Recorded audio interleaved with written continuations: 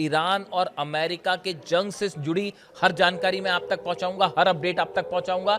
लेकिन देखिए एक बड़ी खबर, देखिए इस वक्त की सबसे बड़ी खबर जो हॉर्मूज से आ रही है, ईरान के एक कार्गो जहाज पर अमेरिका के जहाजों ने हमला किया है, फायरिंग की है। ये खबर हॉर्मूज से है। जो खबरें आ रही हैं उसके मुताबिक ईरान का ये कार्गो जहाज जिसका नाम तूस्का बताया जा रहा है, ये मलेशिया से चला था और मलेशिया से चल के ये बंदर अब्बास पोर्ट जाना चाह रहा था। लेकिन ओमान की खाड़ी के पास हॉर्मूज में जैसे ही इसने प्रवेश किया, अमेरिका के डिस्ट्रॉयर्स ने, जहाजों ने इसके ऊपर हमला किया। पहले तो इसे जाने से रोका, लेकिन उसके बाद जब ये जहाज बंदर अब्बास की तरफ आगे बढ़ता रहा तो इस पर फायरिंग की गई और फायरिंग करने के बाद अमेरिकी नौसेना ने इस जहाज पर कब्जा किया है। इस तरह की खबरें आई हैं। डोनाल्ड ट्रंप का खुद का बयान आया है इस बारे में कि अमेरिकी जहाजों ने, अमेरिकी नौसेना ने एक ईरान के जहाज पर हमला किया है और उस पर कब्जा किया है, जिसके बाद हॉर्मूज में तनाव बेहद ज्यादा बढ़ चुका है। ईरान ने कहा है कि इस कार्रवाई का बदला लिया जाएगा। ईरान की सेना ने ऐलान कर दिया है कि अब खुले तौर पर एक्शन होगा और अमेरिका की इस कार्रवाई का मुंह तोड़ जवाब दिया जाएगा। देखिए इस तरह की खबरें आ रही थी कि इस्लामाबाद में कल बातचीत हो सकती है और कल सुबह तक ईरान का डेलीगेशन जाएगा और अमेरिका का डेलीगेशन आज रात पहुंच सकता है। इस तरह की खबरें हैं, लेकिन ईरान ने साफ कर दिया है कि किसी तरह की कोई बातचीत नहीं होने जा रही। ईरान ने अपना डेलीगेशन नहीं भेजा है और ना ही भेजेगा। इस तरह की बात ईरान की तरफ से निकलकर सामने आई है।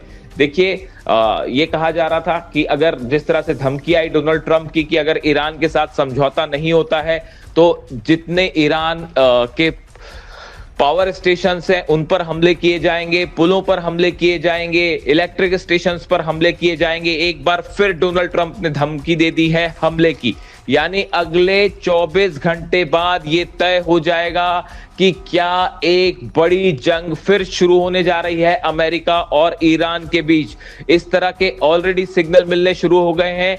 ईरान की जनता ये चाहती है कि किसी तरह का कोई समझौता नहीं किया जाए और इस बात को लेकर ईरान की सेना एक बड़ी जंग की तैयारी में जुट गई है। यानी ना सिर्फ हॉर्मूज में बल्कि पूरे ईरान में सेना को अलर्ट मोड पर कर दिया गया है और बड़ी जंग की तैयारी हो रही है। देखिए बातचीत वाली जो बातें थी वो एक बार फिर खटाई में पड़ती दिखाई दे रही हैं। लेकिन देखिए एक बड़ी खबर यह है कि रूस के जरिए और चीन के जरिए एक बार फिर ईरान को सचेत किया गया है कि एक बड़ा ऑपरेशन ईरान के ऊपर हो सकता है। ईरान के आइलैंड्स पर, चाहे वो खारगो, चाहे केशम आइलैंड हो, सिरी हो, लवाना हो, इन सब पर एक बार फिर हमले की कोशिश हो सकती है और अमेरिका एक बड़ा ऑपरेशन कर सकता है। इस तरह की जानकारी पहले भी रूस की तरफ से शेयर की गई थी, कुछ ही दिनों की बात है, पहले की बात है। और अब एक बार फिर रूस की तरफ से यह अलर्ट किया गया है ईरान को कि किसी भी समय जो है वो बातचीत के नाम पर धोखा हो सकता है और हमला हो सकता है। देखिए जो खबरें आ रही हैं उस खबरों के मुताबिक ईरान के नए सुप्रीम लीडर जो हैं मुस्तफा खामेनेई, उन्होंने ईरान की सेना को एक बड़े ऑपरेशन के लिए तैयार रहने के आदेश दे दिए हैं। ईरान की जो सेना के चीफ है अहमद वाहिदी साहब, उन्होंने बड़ा फैसला किया है और बताया जा रहा है कि 5 लाख सैनिक जो हैं उनको इस बात के लिए तैयार कर दिया गया है कि किसी भी समय अमेरिका की तरफ से कोई ग्राउंड ऑपरेशन की कोशिश हो सकती है और उसका जवाब कैसे देना है। देखिए एक बड़ी प्लानिंग तैयार है ईरान की तरफ से। बताया जा रहा है कि 500 से 600 छोटी बोट्स जो हैं वो हॉर्मूज में रेडी मोड में रखी गई हैं कि अगर समंदर में किसी भी तरह का हमला होता है तो उसका जवाब कैसा दिया जाए।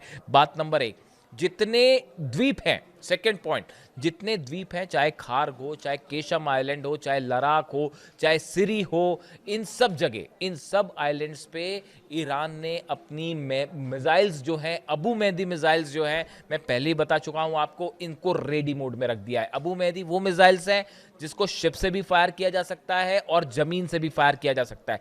ये जितने आइलैंड्स हैं सब पे बड़ी संख्या में मिसाइल्स तैनात की जा रही हैं। तीसरा बड़ा डेवलपमेंट, सुरंग से मिसाइल्स निकाली गई हैं। वो मिसाइल्स जो कि रिजर्व मोड में रखी गई थी, उनको निकाल के बड़ी संख्या में तैनात किया जा रहा है। जो सुरंगों में लॉन्च पैड्स थे, उनका मोबिलाइजेशन हो रहा है, उनको फिर तैनात किया जा रहा है। इसके अलावा जो है चौथा बड़ा डेवलपमेंट है, ईरान की मदद के लिए बताया जा रहा है कि एक बार फिर चीन ने अपना missile defence system, anti aircraft जो सिस्टम है, उसकी मिसाइल्स प्रोवाइड की गई हैं। देखिए, ये खबरें लगातार आ रही थी कि 4 से 5 कार्गो जेट्स जो हैं वो उड़ते हैं चाइना से। वो चाइना से टेक ऑफ करते हैं, कुछ ही देर बाद उनका ट्रांसपॉन्डर बंद हो जाता है। ट्रांसपॉन्डर बंद होने का मतलब है कि आप उस प्लेन को लोकेट नहीं कर सकते, किसी भी रडार में वो रडार से गायब हो जाएंगे।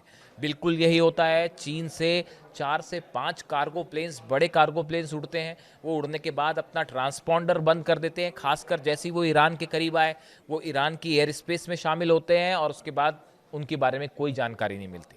अब ये खबरें आ रही हैं कि ये पांचों कार्गो जेट्स ने तेहरान में लैंडिंग की है और बड़ी संख्या में ईरान की तरफ से मिसाइल्स और डिफेंस सिस्टम प्रोवाइड किया गया है।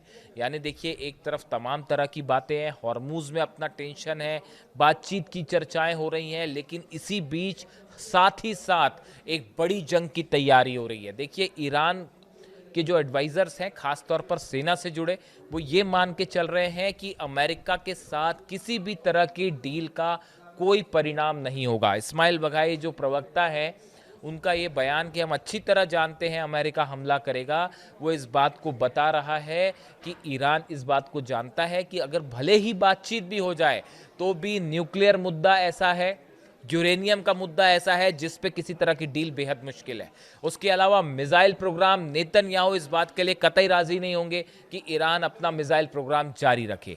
तो नेतन्याहू किसी भी सूरत में अगर डील होती भी होगी तो उस डील को कैंसिल करने की पूरी कोशिश करेंगे। इस सूरत में 10 दिन का ही सीज फायर है लिबनन में, वो हटता है। उसके बाद देखिए, हिजबुल्लाह, नेतन्याहू कभी इस बात के लिए तैयार नहीं होंगे कि हिजबुल्लाह पर अटैक ना किए जाएं। वो हिजबुल्लाह के नाम पर एक बार फिर लेबनान पर निशाना साधेंगे। इन हालात में ईरान ने एक बड़ी, कई मल्टी लेयर जो है वो जंग की तैयारी कर रखी है। और अब मुद्दा जहां फंसा हुआ आके वो है न्यूक्लियर, खासकर यूरेनियम का मुद्दा, दूसरा मिसाइल का मुद्दा, और तीसरा स्ट्रेट ऑफ हॉर्मूज। अगर स्ट्रेट ऑफ हॉर्मूज पुरानी पोजीशन में पहुंच भी जाता है तो देखिए, वो पहले से खुला ही हुआ था और अमेरिका इस हालत में नहीं है कि ज़्यादा दिन तक इसको कंटिन्यू कर सके, क्योंकि इससे बड़ा इकोनॉमिक इम्पैक्ट देखने को मिल रहा है। इन हालात में अमेरिका और ईरान के बीच बातचीत से ज़्यादा जंग के हालात उभर कर सामने आ रहे हैं। सिर्फ 48 घंटे बचे हैं, 48 घंटे बाद वो सीज फायर खत्म हो जाएगा, जो सीज फायर ईरान और अमेरिका के बीच में हुआ था।